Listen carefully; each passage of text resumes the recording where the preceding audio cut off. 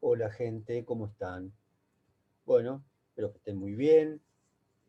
Bueno, vamos a continuar con los temas de nuestra materia tomografía computada, ¿sí? Muy bien, habíamos visto la clase anterior, tratar de entender un poquito cuál fue el método de estudio o la tecnología previa a la tomografía computada, ¿sí? Estoy hablando de la tomografía lineal. Se trató de explicar un poquito el funcionamiento, tratar de ver un poquito el tipo de imágenes que yo podía conseguir mediante ese estudio.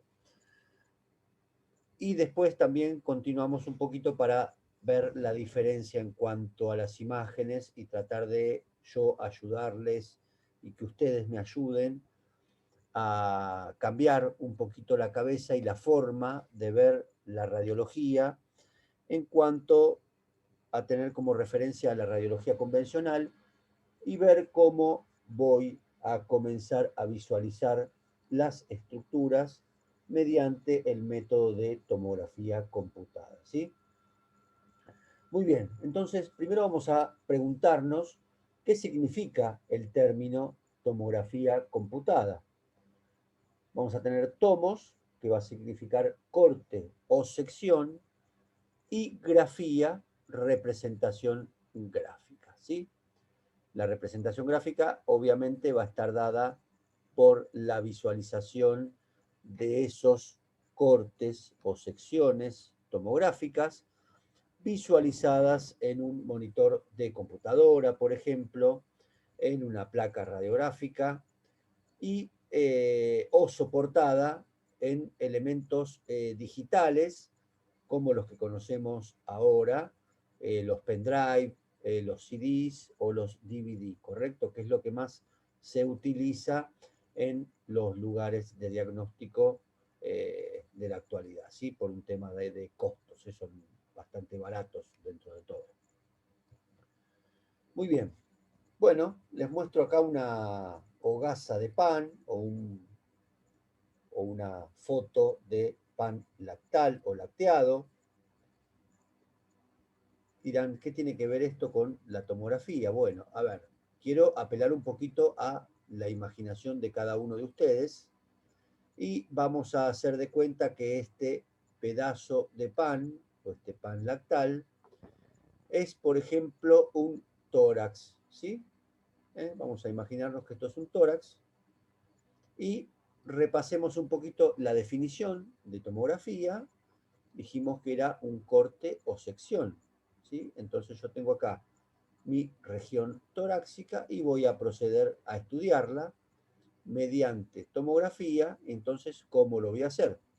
Cortando este tórax en fetas, ¿sí? Tal cual como consumimos nosotros o compramos en general las bolsitas de pan lactal ya cortadas en feta o feteadas, ¿sí? Entonces voy a tener todo el tórax estudiado en las diferentes rodajas que yo vaya haciendo de esa estructura, ¿sí? Consiguiendo, por lo tanto, imágenes en diferentes lugares, en este caso que dimos el ejemplo del tórax, ¿sí? Así vamos a poder hacer en el abdomen, en el cerebro, en un codo, en una pierna, ¿correcto? Múltiples tipos de estudios, ¿sí? Entonces voy a tener las diferentes rodajas donde van a aparecer las diferentes estructuras que aparezcan en donde yo esté realizando ese corte tomográfico, ¿correcto? Espero más o menos que sea entendible el ejemplo, si no, obviamente que vamos a tener tiempo de repasarlo y charlarlo entre nosotros, ¿sí? Muy bien, hecha la explicación del método, vamos a hablar un poquito de historia, ¿sí? En cómo surgió el descubrimiento y cómo salió a la luz la construcción del tomógrafo computado, ¿correcto? Vamos a mencionar primero en el año 1917 a un matemático austríaco, llamaba Johann Radon. Lo que hizo Radon es pensar teóricamente, en esa época, el año un poquito más pasado del 1900, no había tecnología, no se avanzaba todavía en lo tecnológico, pero obviamente había gente que utilizaba su intelecto para realizar descubrimientos o razonar sus teorías. Bueno, este es el caso de Radon, que ideó un modelo matemático pensado en el estudio o en el análisis de una estructura de 2 o 3 dimensiones, y mediante ese pensamiento o ese razonamiento matemático analizó que se podía estudiar esa estructura de 2 o 3 dimensiones analizada desde diferentes puntos, poder tener el análisis o la imagen de toda esa estructura, ¿sí? Estudiar una estructura desde diferentes planos. Déjenme que les quiero dar el ejemplo, a ver si puedo hacerlo un poco más concreto.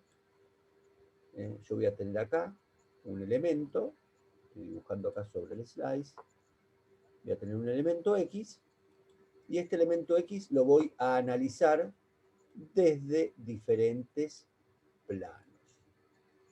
¿Sí? Espero que lo vayan entendiendo.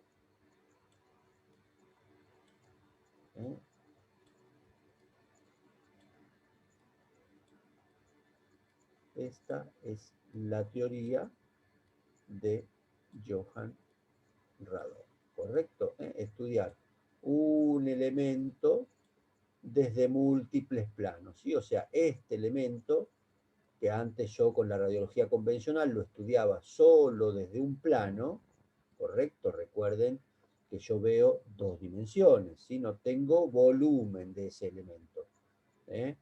Entonces, mediante su teoría, él decía que podía tener una reconstrucción total de un elemento a estudiar, ¿sí? Él no lo relacionaba con la medicina ni con la anatomía, ¿correcto? Era un pensamiento y un modelo puramente teórico, ¿correcto? Quiero que se entienda eso, era un pensamiento puramente teórico.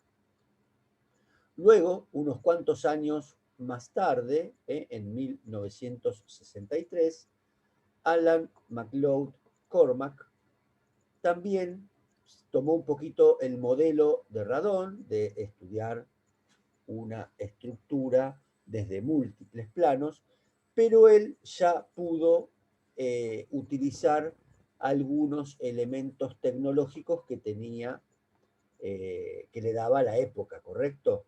Ya pasaron 40 años más o menos de lo que había planteado Radon, ¿correcto? Pero Cormack tenía un problema. Le faltaba dinero para continuar con sus experimentos, digamos, con su experimentación. Y algo también para aclarar, él no iba a relacionar también su investigación con la medicina, ¿correcto?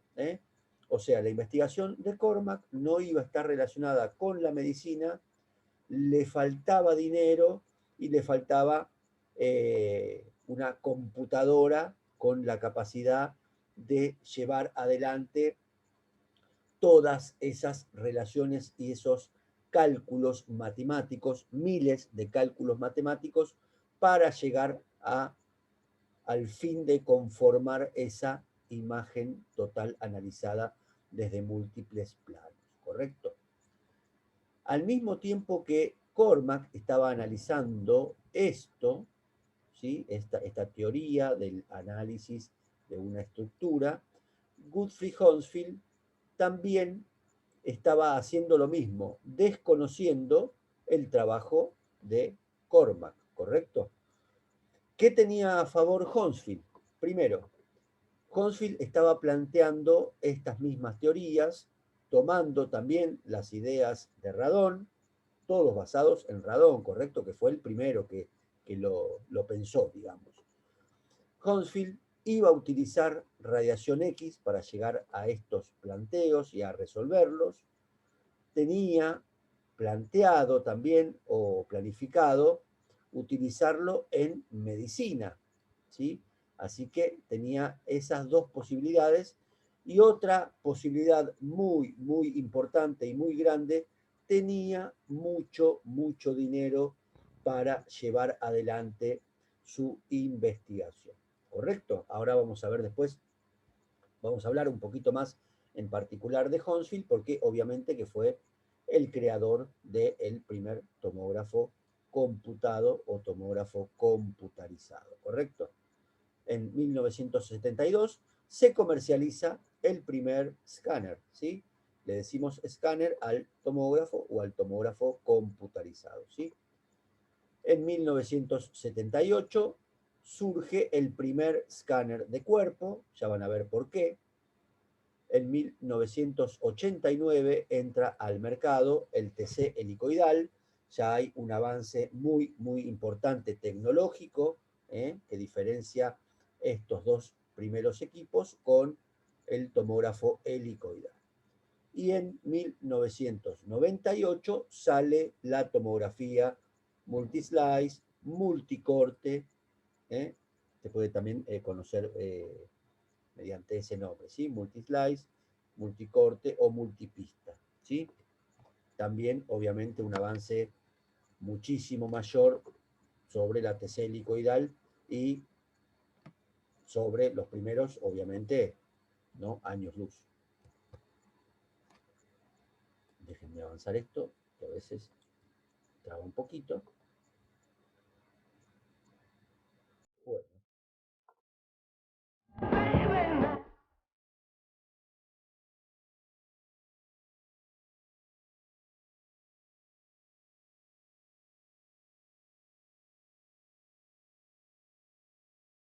No sé si conocen a estos señores, ustedes son muy jóvenes, pero la realidad es que son conocidos mundialmente, por más que hace muchos años ya no tocan música, ¿sí?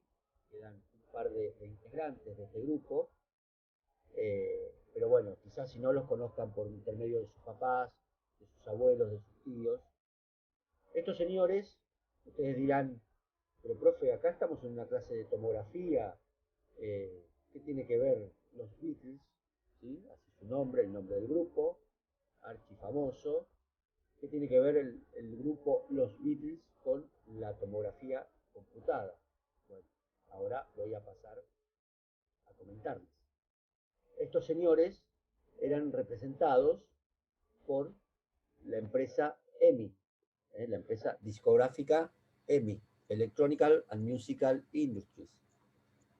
¿Qué tiene que ver esto con el tomógrafo computado? Bueno, el señor Newbull Hounsfield trabajaba para la EMI, ¿sí? La empresa musical, que en un momento dado de su funcionamiento dividió la compañía o formó una parte de tecnología, ¿sí? ¿Qué quería conseguir con esa formación o esa apertura de, o, digamos, o modificación de la empresa teniendo un departamento de tecnología? Escuchar las ideas de científicos y de gente que les llevara ideas novedosas. ¿Para qué? Para que la empresa las llevara adelante y obviamente tener sus réditos monetarios, ¿correcto? Era un toma y daca, ¿correcto? Vos me traes una idea, me gusta la idea, vemos lo cuánto puedo ganar o lo que yo puedo ganar y todos contentos. Y yo te doy la platita para que investigues, ¿sí? Muy bien. Hounsfield trabajaba para la EMI ya hacía unos cuantos años atrás, ¿sí? De la salida al mercado del primer tomógrafo computado. ¿Cuál era su tarea? Realizar investigaciones de radares en ese momento, ¿sí? Entre otros inventos, ¿no? Que tenía, o otros proyectos, mejor dicho, que tenía Hounsfield. Entonces estaba en una investigación de radares hasta que se le ocurrió, le vino a la cabeza esta idea, tomada de la idea también de la planificación de Radon, de estudiar un objeto y poder, digamos, hacer una demostración, tener una prueba tridimensional de ese objeto, y en este caso yo les dije que tenía que ver con lo médico, ¿correcto? Muy bien. Entonces la idea iba hacia la medicina. El razonamiento de Hounsfield era, si yo tenía una estructura que adentro tenía órganos y tenía otro contenido, bueno, ¿por qué no demostrarlo en una imagen? ¿Sí? Era una idea bastante loca para la época, pero bueno, la llevó a su supervisor en ese momento del departamento donde estaba, el supervisor lo llevó a la empresa le pareció bastante, digamos, ya tenía varios proyectos presentados Hounsfield, los cuales habían funcionado, así que no veían el por qué no funcionaría este proyecto. Pero, ¿qué necesitaba Hounsfield para también llevarlo adelante? Tenía el dinero, lo tenía una empresa atrás con mucha plata para llevarlo adelante, pero necesitaba un médico, alguien que lo ayudara para llevar adelante sus pruebas y corroborar lo que él pensaba, obviamente con alguien que entendiera de medicina. Entonces lo contactan con médicos radiólogos, ya que iba a trabajar con radiación X, lo contactan con médicos radiólogos que trabajaban en un hospital en la ciudad de Wimbledon, donde, bueno, él les presenta la idea, les cuenta lo que quiere hacer, y todos los médicos con los que habló, todos lo rechazaron porque les parecía inviable lo que él pensaba, le parecían como la idea de un loco, hasta que queda un solo médico. Ese médico era también, obviamente, un médico radiólogo, se llamaba Jamie Ambrose, y lo que tenía a favor el doctor Ambrose era que él también estaba llevando adelante investigaciones en cuanto a cómo poder estudiar también el interior del cuerpo humano de una manera diferente a la radiología convencional, ¿correcto? Vimos en las imágenes que vimos previamente la diferencia que tengo yo de estudiar o ver una placa radiográfica a comparación de la tomografía computada. Yo les mostré imágenes de los equipos de ahora, ¿correcto? Nada, no se iban a asemejar a lo que se estaba hablando en ese momento, pero la idea era revolucionaria, porque se iba a poder estudiar estructuras en el interior, por ejemplo, del cráneo, ¿sí? Que fue el primer prototipo del tomógrafo computado. ¿Sí? Con el primer tomógrafo computado que se construyó, se realizaron tomografías del cerebro. ¿Sí? Era lo único que se hacía en ese momento. Muy bien. Entonces, bueno, Ambrose y Hounsfield tuvieron sus diferencias, charlaron, hicieron pruebas. Entonces, cuando Ambrose convenció a Hounsfield de que le presentara el proyecto, el primer prototipo de lo que sería el primer tomógrafo, el escáner, Ambrose le consiguió un preparado anatómico, un cerebro que tenía un tumor en su interior y tenía una hemorragia. Entonces le dio ese preparado anatómico, Hounsfield le hizo la tomografía, llevó un par de días a hacer la tomografía. Recuerden que estamos hablando de una primer etapa tecnológica, ¿correcto? Y era un prototipo de ese equipo. Así que le hizo la tomografía a esa muestra y le llevó las imágenes al doctor Ambrose. Y lo dejó asombrado, anodado por la imagen que había obtenido. Tenía una imagen médica de ese tumor cerebral, ¿correcto? Así que explotaron todos de alegría porque el método era eficiente, la idea de Hounsfield fue comprobada y hecha realidad, así que luego se construyó el primer tomógrafo computado, ¿sí? Así que más o menos esa es la historia de por qué yo les mostraba a estos señores que ayudaron mucho también a la construcción del primer tomógrafo computado gracias al dinero que tenía la empresa discográfica, ¿correcto? Bueno, acá les muestro una foto del prototipo del tomógrafo, ¿sí? Este es el prototipo, ¿correcto? Esto es donde se hizo la primera prueba que les estoy mencionando, ¿sí? Y acá está, o sea, está guardada, quedó para la historia, la imagen del cerebro, el preparado, perdón, del cerebro, donde se hizo las primeras tomas de imágenes de la tomografía computada, ¿sí? Imagínense que al surgir esta imagen cerebral, la medicina se vio modificada para toda la vida, ¿correcto? Desde ese momento hasta nuestros días, tal cual como pasó con la invención, el descubrimiento de los rayos X por intermedio de Wilhelm Conrad Röntgen en 1895, que también modificó la medicina porque pasamos de no poder ver estructuras del interior del cuerpo humano a poder visualizarlas, ¿correcto? Entonces eso ya fue un avance maravilloso de la medicina, pero imagínense que si eso fue fantástico, cuánto más resultaría fantástico poder estudiar el interior, por ejemplo, del cráneo, que yo en una placa radiográfica no puedo visualizarlo, ¿sí? Y así después más adelante con el resto de las estructuras de la anatomía humana. Así que imaginen lo que fue esos años, esos momentos con respecto al descubrimiento y a la fabricación del tomógrafo computado, ¿sí?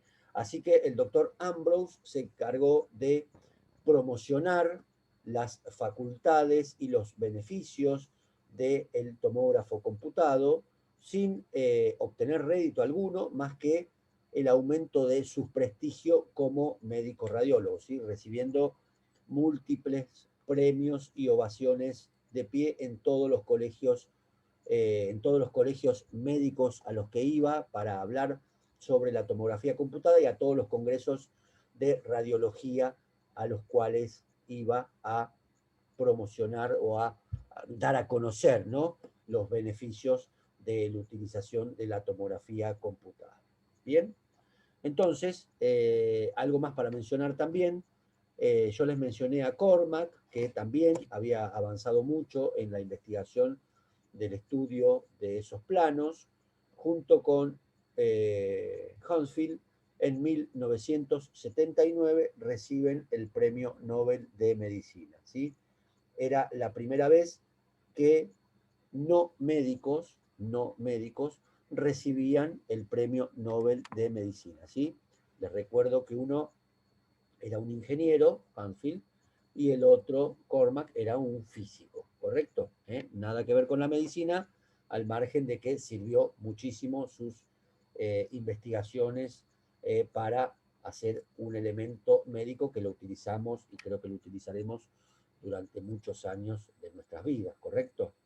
Así que esa es un poquito la historia de cómo surge este primer prototipo de tomógrafo. ¿Sí? Esto es obviamente el prototipo, vuelvo a repetir, para conseguir una imagen y después obviamente fabricar otro tipo de aparato, que ahora lo vamos a ver. Espero no haberlos aburrido con la historia, me parece interesante siempre contarla, porque es después lo que estamos viendo que funciona hoy en día, ¿correcto? Obviamente con sus modificaciones y avances tecnológicos. Muy bien, acá tenemos algunas imágenes, estas son publicaciones de la época, donde se promociona el equipo, que se denominó EMI Scanner, o a veces también se lo mencionaba como Mark I.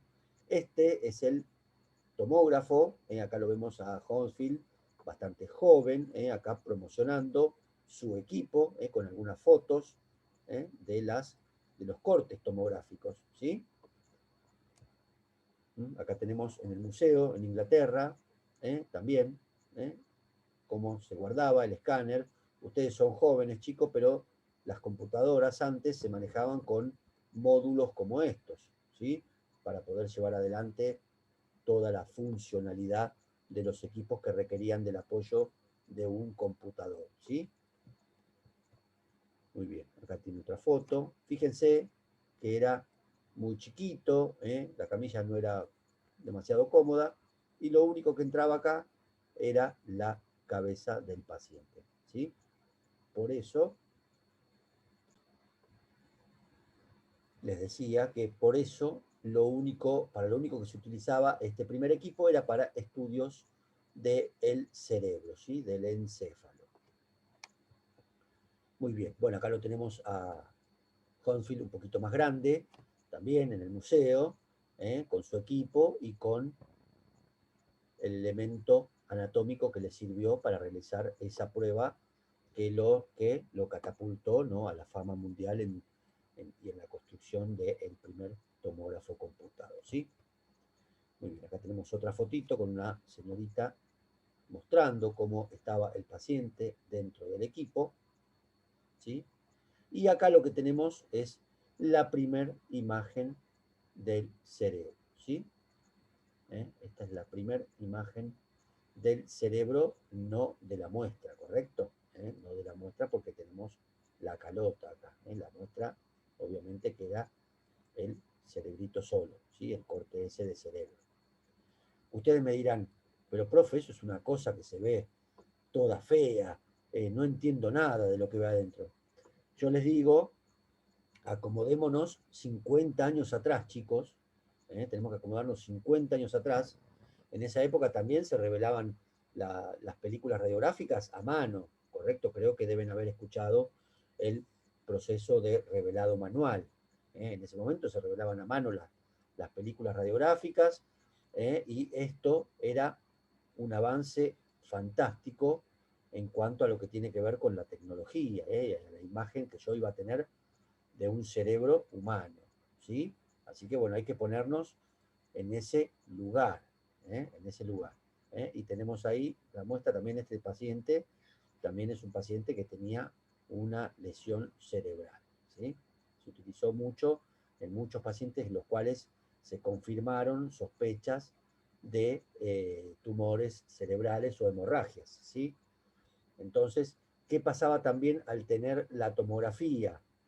Se cambió también la modalidad de atención de esos pacientes. O sea, antes yo sospechaba que el paciente tenía un tumor cerebral, no tenía idea dónde. O sea, a ver, tenía una idea de acuerdo al cuadro clínico que me presentaba ese paciente, pero no podía visualizarlo, entonces no podía planificar la cirugía. Entonces había muchas fallas en cuanto a lo quirúrgico, o quizás no se tocaba ese tumor, ¿correcto?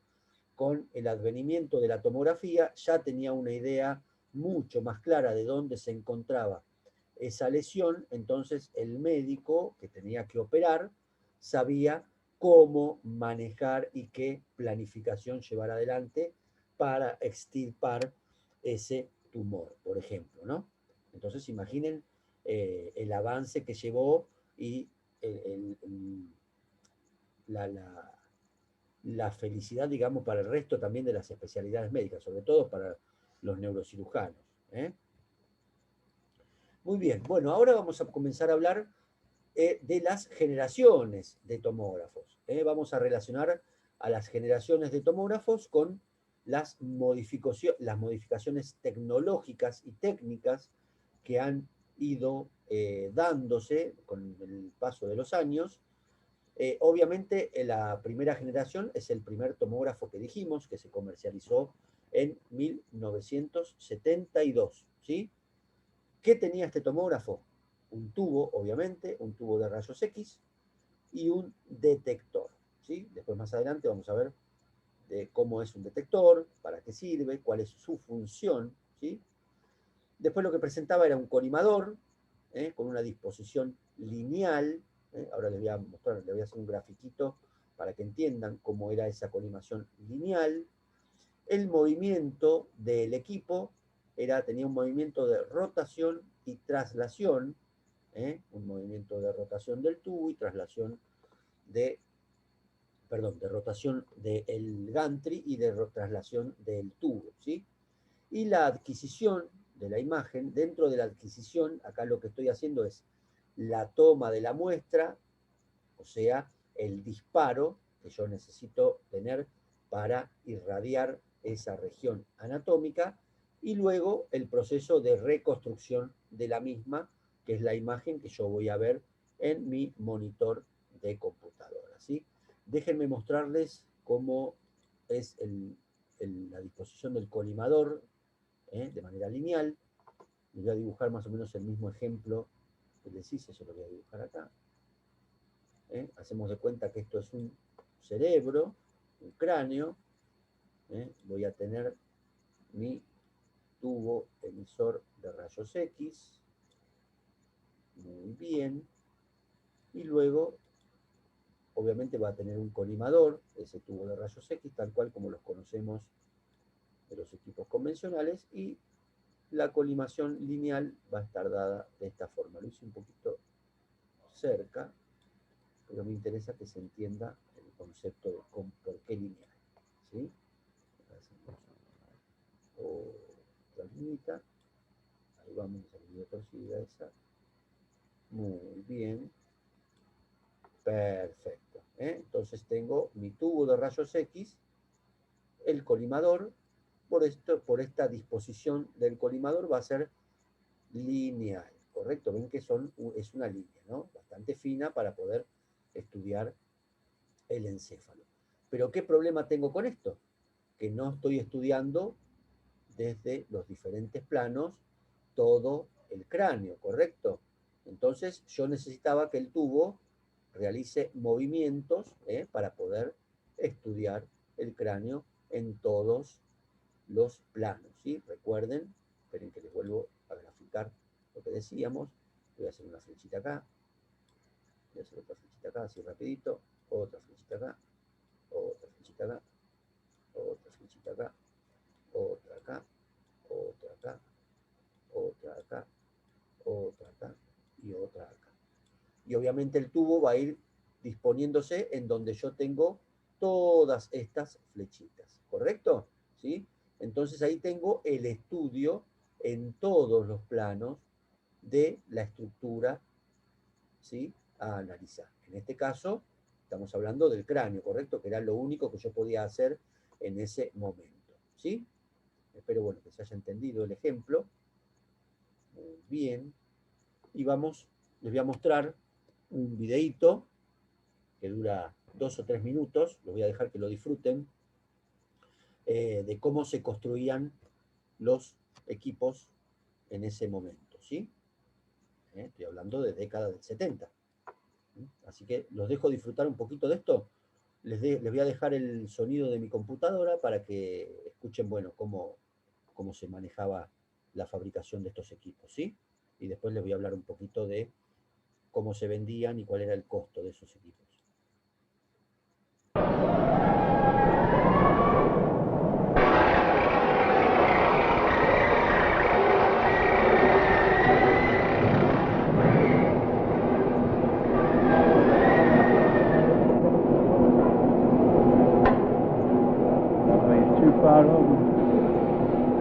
Each machine is tested for 8 days.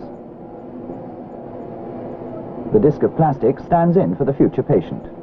It simulates the full range of densities found in the human body, from the lowest, the air trapped in our lungs, to the densest, our bones.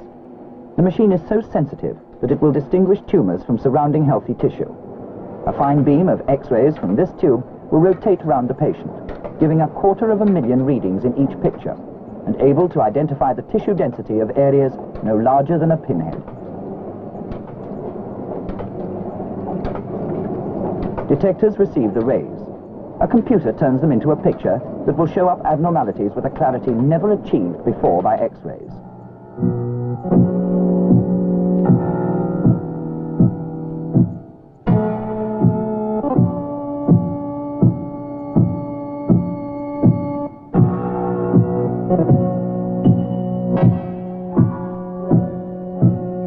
A completed scanner's on its way. X-rays, computers, display devices married into a self-contained diagnostic system, of which 95% go off to the corners of the globe.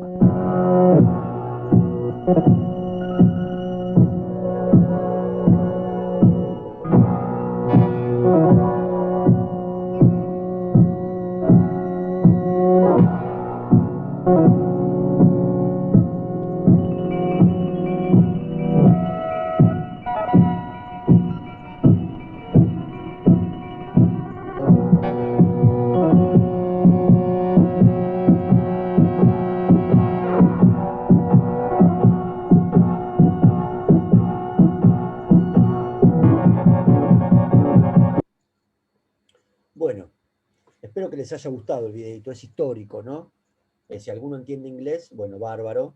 Si no, no hay nada, digamos, como para prestar ahí atención que yo quiera preguntarles de ahí, ¿no? Pero me interesa mostrarles algo, pero que primero voy a sacar el sonido, para que se entienda el movimiento que yo les estoy explicando de rotación y traslación, ¿correcto? Y les voy a mostrar un par de detallitos que van a tener que en cuenta después cómo fueron modificándose, ¿sí? Lo que le voy a aclarar, dato de color, si quieren tomarlo por ese lado, estamos hablando de década del 70, ¿sí? Dijimos que en 1972 se comercializa el primer escáner, ¿correcto? Al demostrar la eficiencia y la capacidad médica que presenta la aparatología, todos los hospitales del mundo, obviamente los que contaban con mucho dinero, empezaron a comprar equipos, pero a lo loco, ¿correcto? Los equipos estaban entre los 400 y 500 mil dólares, ¿sí? Entre 400 y 500 mil dólares. Estamos hablando de década del 70. ¿Eh? Hoy, sobre todo en nuestro país, ¿no? Que es un desastre, 400 o 500 mil dólares es mucha plata, ¿sí? Imagínense en esa época, no sé, no tengo idea cómo se relacionan el paso de los años con ese valor de dinero, pero yo creo que si en esa época salía 400 o 500 mil dólares, si lo llevamos a moneda actual, serían, no sé, como, no sé, voy a decir una tontería o una locura, ¿no? Quizás 8 o 10 millones de dólares, ¿correcto? No salen tanto los equipos, cuidado ahora, ¿eh? Pero en ese momento obviamente era un gran avance científico, al funcionar era obviamente más requerido y sobre todo, como les digo, por hospitales de los más importantes centros hospitalarios del mundo, ¿sí? Obviamente a lugares como nuestro país tardó unos cuantos años en llegar un tomógrafo. Sí creo, por lo que yo tengo entendido, primera y segunda generación nunca hubo acá en la Argentina, ¿sí? Bueno, se fijaron acá los lugares a donde los enviaban, bueno, ahí se dan cuenta cómo iban hacia todo el mundo, ¿sí? Así que imagínense el dinero que ganó la empresa, como les mencioné, ¿no? Déjenme que avance un poquito el video, que quiero mostrarles el funcionamiento del equipo. Ya van a ver que hay un par de cosas que se siguen utilizando actualmente, sobre todo para las calibraciones. Déjenme, en algún momento voy a parar la filmación, acá para un segundito. Esto que está colocando el señor tiene un nombre particular, que es donde se calibra el equipo, ¿sí? Después lo vamos a ver más adelante, no les quiero hablar para no marearlos con demasiada información, pero este elemento se sigue utilizando aún en la actualidad para calibrar el equipo, como ustedes escuchan. El equipo se calibra todo el tiempo, ¿por qué? Porque necesito tener ciertas definiciones de las estructuras anatómicas, las cuales tienen que ser reales, ¿sí? Tengo que controlar mucho eso, y cuando encuentro errores, obviamente necesito llamar al departamento de ingeniería del equipo para que venga a controlarlo, ¿sí? Fíjense, este elemento se sigue utilizando, después les voy a mostrar fotos. Fíjense también lo que era la computadora, esto es lo que me interesa. Fíjense, hace que el video lo que dice es que se hace de cuenta que tenemos acá el cráneo del paciente, ¿sí? Entonces ahí se va estudiando, ¿sí? Se va irradiando.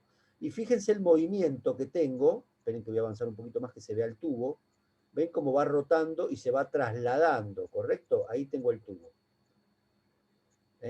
Fíjense, tengo el tubo de rayos, que se va trasladando, ¿sí? Y el gantry, que sería lo que contiene al tubo, va rotando, va girando. ¿Para qué? Para conseguir esas imágenes en los múltiples planos, ¿correcto? Fíjense cómo va rotando y el tubo también va moviéndose. Entonces yo voy estudiando el cráneo del paciente desde los diferentes planos, tal cual como se los mencioné, ¿sí? Bueno, y vieron, bueno, los componentes del equipo en ese momento, ¿sí? Acá tenemos la computadora, acá lo que aparecía era la imagen tomográfica, ¿correcto? Cuando yo la adquiría, ¿sí? Acá lo que tengo es la imagen de ese elemento que me sirve de calibración, ¿correcto? ¿Sí? Entonces, esta imagen que tengo, y fíjense, es el elemento de calibración. Fíjense qué maravilla, ya en esa época, ¿correcto? Así que yo les pido tener un poquito de olvidarnos de los años en los que estamos y pensar que en ese momento lo que yo veía acá, un cerebro humano con las características que me podía brindar, era maravilloso, ¿sí? Al no tener una imagen anterior, ¿sí? Entonces ahí está el progreso tecnológico y el avance médico que dio el tomógrafo computado, ¿sí? Muy bien. Bueno, acá tenemos algunas fotitos con alguna modelo. Este ya es el equipo de segunda generación. Recuerden que aparece el tomógrafo de cuerpo. ¿eh? Ya acá puedo realizar tomografías del resto del cuerpo. Fíjense, la señorita, obviamente siempre ponen algún modelo que sea agradable a la vista, que sea delgado, para cualquier imagen que tenga que ver con la radiología. Recuerden, si ven bibliografía de placas, también los modelos que se utilizan son todas personas delgadas, en las cuales nosotros nos encontramos obviamente con personas con esas características, pero también nos encontramos con personas normales, ¿sí? Como todos, que tenemos un par de kilos de más, o un poco de pancita, ¿correcto? Pero bueno, lo importante de esto es la imagen del tomógrafo de cuerpo, ¿sí? Este ya va a ser el tomógrafo de segunda generación, va a tener otras características. Fíjense cómo entra ya el cuerpo en este lugarcito que después vamos a ver cómo se denomina, ¿sí? Bueno, y acá tenemos a Hansfield y también con gente de la empresa promocionando el nuevo tomógrafo, ¿sí? Imagínense cómo avanzó todo eso y después ya pudiendo estudiar el cuerpo entero, ya cómo terminó de poner el sello del avance tecnológico con la tomografía computada. Bueno, tenemos entonces el equipo de segunda generación. Obviamente que voy a tener mi tubo de rayos X, si no, no tengo nada, voy a tener un esqueleto que no me sirve para nada, eso recuérdenlo muy bien. Siempre voy a tener mi tubo de rayos X, ¿sí? Necesito mi generación de radiación X, si no, no tengo tomógrafo, ¿correcto? Por eso la diferencia entre el tomógrafo y el resonador magnético, ¿correcto? Hay otro principio totalmente diferente, que eso obviamente que lo ven con el doctor Slavkin también, ¿sí? Muy bien, entonces voy a tener un tubo de rayos X y acá voy a aumentar, se ven que está aumentado los detectores a un número de 30, ¿sí? Recuerden que yo en el primer tomógrafo, el de primera generación, tenía solo un detector y ahora tengo 30. Depende de algunas bibliografías, pueden figurar 30 o pueden figurar 50 detectores. La realidad es que aumentó significativamente la cantidad de detectores en el tomógrafo de segunda generación, ¿sí? Fíjense que acá también cambia la colimación. Recuerden que la primera era lineal y acá la vamos a tener en forma de abanico, tal cual como vemos a veces los gráficos en cuanto a cómo salen los rayos X propiamente del tubo, ¿sí? No con la colimación característica que nosotros le damos a una placa, que es cuadradita. ¿eh? Acá la vamos a tener en forma de abanico. Y fíjense que si antes era lineal, ahora va a tener forma de abanico. Ahora les voy a hacer otro grafiquito para que también lo entiendan. Sigo con el mismo movimiento, rotación y traslación de tubo y gantry, ¿correcto? Sigo con el mismo movimiento. Fíjense cómo bajó la adquisición a unos 20 segundos. Recuerden que tenía el primera generación de 5 a 10 minutos, ¿correcto? Fíjense cómo también se modificó eso, ¿sí? Déjenme que pongo el mismo ejemplo. Voy a poner un cráneo, ¿sí? Voy a armar mi tubo de rayos X, voy a ponerlo más lejos para que pueda entenderse bien. Acá tengo mi tubo, generador de rayos X, y voy a tener mi colimador en abanico, ¿sí? Ahí. ¿Ven? Un poquito más abierto, ¿sí? Pero el movimiento va a seguir siendo el mismo. ¿Estamos? Voy a seguir el tubo moviéndose, perdón, tendría que haber apuntado acá el cráneo, ¿no? Pero bueno, vamos ahí, ¿sí? Analizando en todos los planos esta estructura. Espero que no les resulte desprolijo esto que estoy haciendo, estoy tratando de ser lo más claro posible, ¿sí? Para que lo entiendan. Espero que no se enojen conmigo, si no, acepto los enojos y acepto las críticas. Fíjense, sigo con el mismo método, ¿sí? Rotación y traslación. Va a trasladarse el tubo y va a rotar, ¿sí? Muy bien. Continuamos. Déjenme pasar que a veces se me traba. Muy bien. Voy a terminar con las generaciones y después cualquier cosita vamos a avanzar un poquito más ya en el equipo helicoidal, ¿sí? Voy a llegar a la tercera generación, voy a mostrar algún slide más, porque ya va a ser cerca de una hora de lo que estoy hablando, entonces no quiero agobiarlos con tanta información. Me interesa capaz que si quedaron dudas sobre esto que estamos hablando, puedan ustedes revisarlos tranquilamente, ¿sí? Y recuerden siempre anotar las dudas que tengan, entonces cuando nos encontremos, las consultamos y las volvemos a repasar, ¿sí? Muy bien, pasamos al tomógrafo de tercera generación, ¿sí? Tomógrafo de tercera generación. Sigue avanzando las modificaciones tecnológicas y sigue avanzando para el beneficio de la imagen y en la atención del paciente, y el tiempo también que tardó en estudiar las distintas estructuras anatómicas, ¿correcto? Bueno, sigo teniendo un tubo de rayos X, obviamente, como dije antes.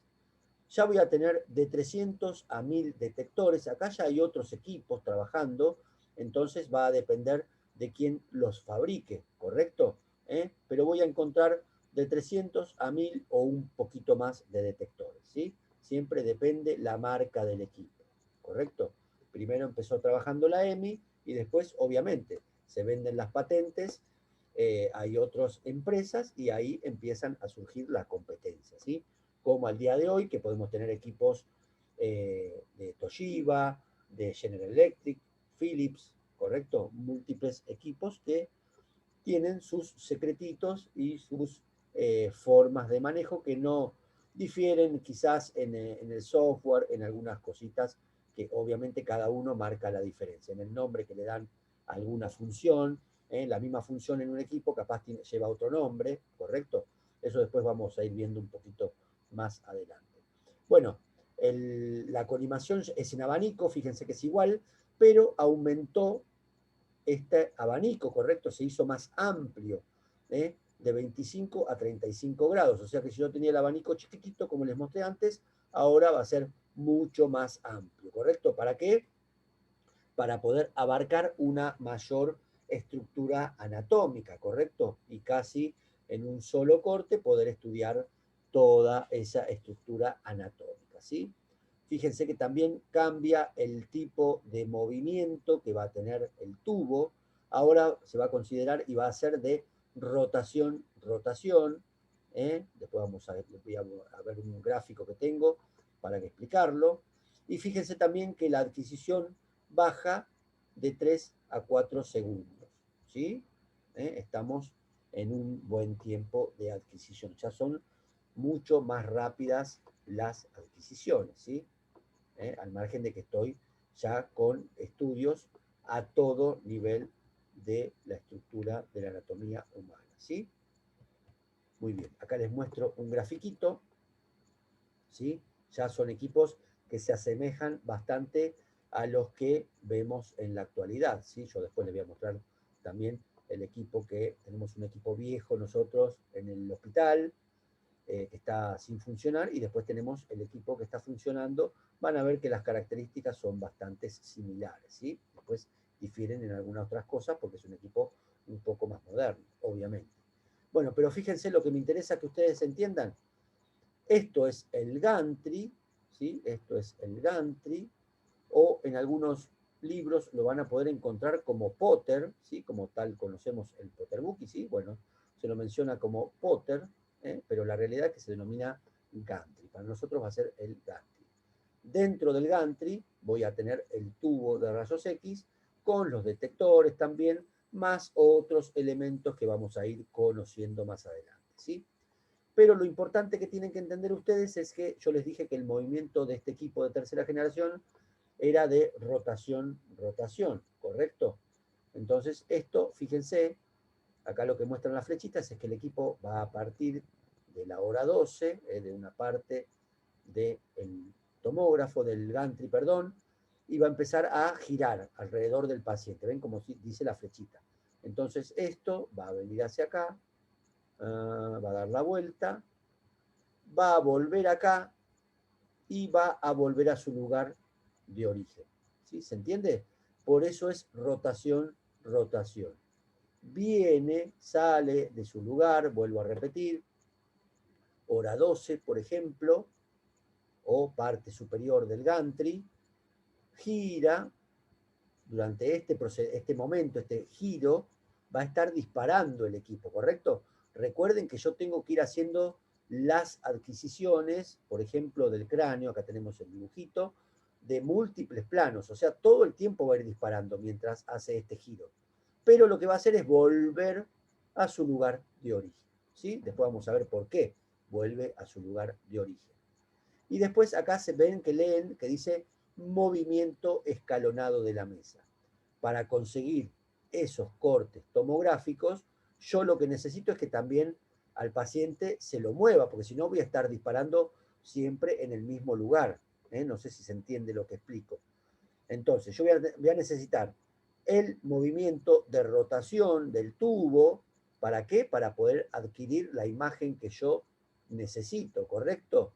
Pero también para mover esa imagen, mover esa rodajita y poder ver otra parte del cerebro, o otra parte del tórax, o otra parte del abdomen, o otra parte de la pelvis, o otra parte de miembro inferior, yo necesito que el paciente se mueva, no que se mueva el paciente, sino el lugar donde está acostado.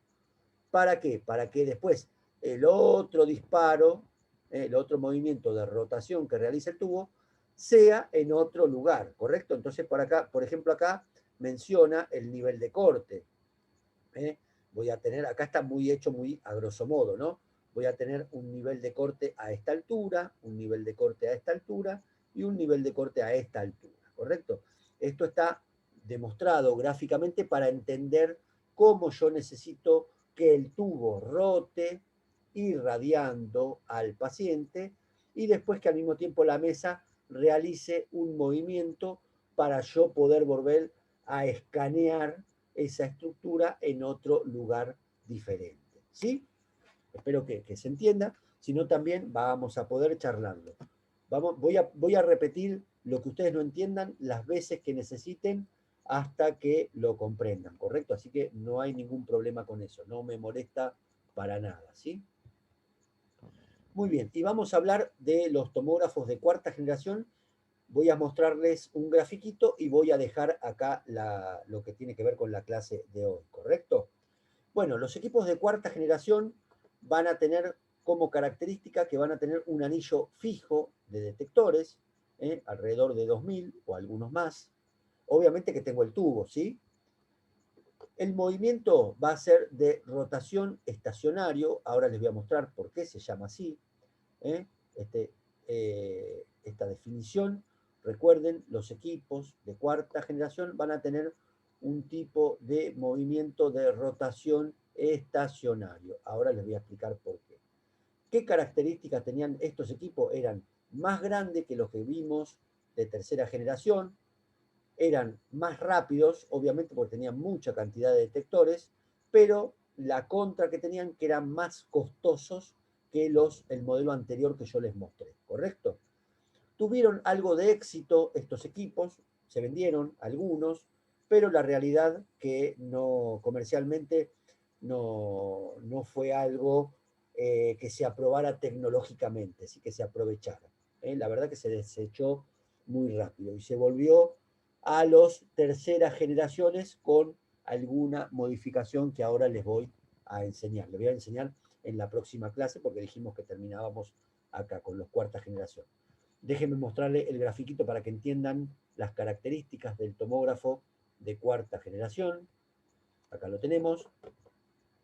Fíjense que tengo el tubo de rayos. Este es el abanico que yo les decía, un abanico amplio, por eso puedo aprovechar el estudio de toda la estructura anatómica en general, ¿sí? Y acá tengo todos los detectores, todos estos cositos, estas celdas que veo acá, estas celdas son todas detectores, ¿sí? Recuerden que tengo 2000 o más detectores, ¿sí? Los mismos están fijos, ¿eh? Después vamos a ver con los tomógrafos, con todos los tomógrafos que yo fui viendo, el detector se movía junto con el tubo. ¿Por qué? Porque necesito que los rayos incidan sobre el detector. ¿Estamos de acuerdo? Después vamos a mostrarlo. Entonces, el tubo gira alrededor del paciente, irradiándolo, obviamente, y los detectores van a cumplir la función que veremos más adelante, ¿sí? Entonces recuerden que los equipos de cuarta generación tenían un anillo de detectores, se conocían bajo ese nombre, con anillo de detectores, con un movimiento del tubo por dentro de los anillos, ¿sí? Para poder irradiarlos, ¿sí? Entonces recuerden que eran mucho más grandes, más costosos, eran más rápidos, pero la realidad es que no tuvieron demasiado éxito, ¿sí? Muy bien. Bueno, voy a dejar acá esta parte de la clase, ya que si no se me van a aburrir mucho. Espero no haberlos aburrido, ojalá que haya sido didáctico lo que les expliqué.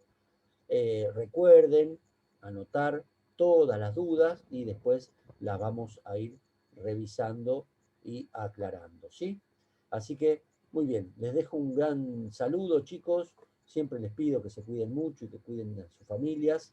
Así que nos estaremos viendo, si Dios quiere, de manera virtual, ¿eh? Y después, si podemos reunirnos presencialmente, también lo haremos. Así que, bueno, los dejo con esto. Espero que les haya gustado, que les guste y espero que lo entiendan sobre todo, ¿sí? Así que les dejo un gran saludo, chicos. Gracias por escucharme.